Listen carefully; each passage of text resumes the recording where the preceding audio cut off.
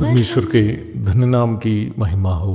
प्रभात मनन के सत्र 2883 में आप सभी का बड़े प्रेम के साथ स्वागत करता हूँ। आइए आज के मनन के लिए हम पढ़ते हैं प्रकाशित वाक्य अध्याय 10 पद 7। और इन 7वें स्वर्गदूत के शब्द देने के दिनों में जब वह तुरही फूंकने पर होगा तो परमेश्वर का गुप्त मनोरथ उस सुसमाचार के अनुसार जो उसने अपने दास भविष्यद्वक्ताओं को दिया पूरा होगा।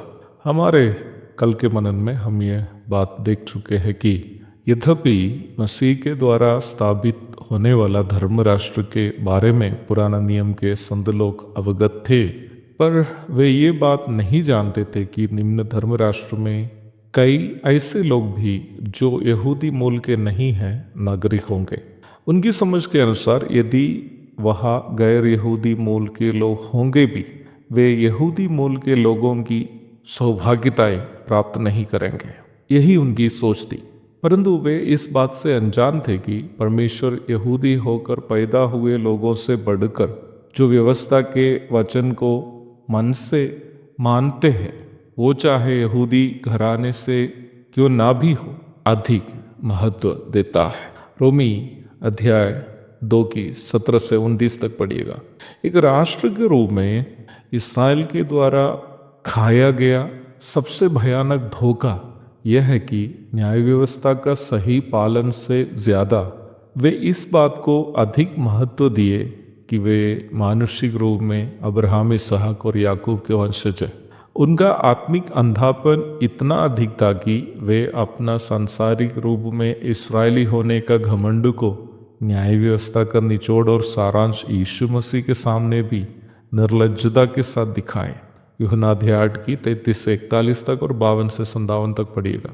मसीह के धर्म राष्ट्र में कलीसिया का जो यहूदी और गैर यहूदी मूल से उद्धार पाए हुओं का समूह है, और वैसे ही महाक्लेश काल में यहूदियों की मदद करने वाले गैर यहूदियों का प्रवेश को अपने सांसारिक वंशीयता पर घमंड करने वाले यहूदियों के घमंड पर मिलने वाला एक बड़ा प्रहार के रूप में भी समझना गलत नहीं होगा। वर्तमान संसार के कई तथाकथित मसीही भी यहूदियों की इसी समस्या से परेशान होकर उद्धार से और वचन की सच्चाइयों से वंचित हैं। कई ऐसे तथाकथित कामधानी मसीही हैं जो उद्धार से और वचन की सच्चाई से दूर है, परंतु उन्हें उद्धार के अनुभव की ओर या वचन की खरी शिक्षा की ओर लौट के ले आना लगभग असंभव है। क्योंकि जब हम उन्हें वचन समझाने जाएंगे तो वे कहेंगे कि हमें बाइबल मत समझाओ क्योंकि हम कई पीढ़ी से मसीही हैं, आप हमको मत समझा। गोवा, केरल आदि राज्यों के रोमन कैथोलिक आदि समूह के सदस्य इस बात का अच्छा उदाहरण है। मेरी पत्नी के कई नज़दीकी रिश्तेदार जैसे मामा लोग और उनके परिवार इत्यादि, उनके दावा के अनुसार 52 ईस्वी से मसीही है और कई खानदान से रोमन कैथोलिक हैं।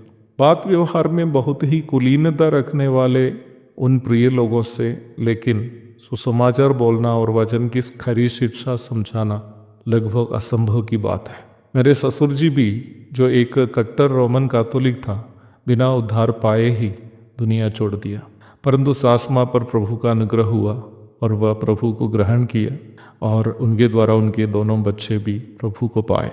मैं इन बातें इसलिए बोल रहा था कि वचन की सच्चाई से बढ़कर खानदान को महत्व देने से, जैसे यीशु मसीह को पहचानने में यहूदी राष्ट्र विफल हुआ, वैसे ही आजकल के कई तथाकथित मसीही भी सच्चाई से दूर हैं। आपको शायद ये बात सुनकर हैरानी होगी कि प्रभु यीशु मसीह के मध्याकाशीय आगमन के दरमियान प्रभु की कलीसिया यहाँ से उठा ली जाने के बाद भी इस तथाकथित कामधानी कलीसिया संसार में ही होगी, जिसकी स्पष्ट जानकारी प्रकाशित वाक्य के आने वाले अध्यायों में हम देखने ही वाले हैं। प्यारो, सांसारिक श्रेष्ठताओं से बढ़कर वचन की सच्चाइयों के लिए अटल रहने वाला एक सच्चा मसीही बनिए, ताकि व्यक्तिगत लाभ से बढ़कर प्रभु की महिमा हमारे जीवन के द्वारा हो।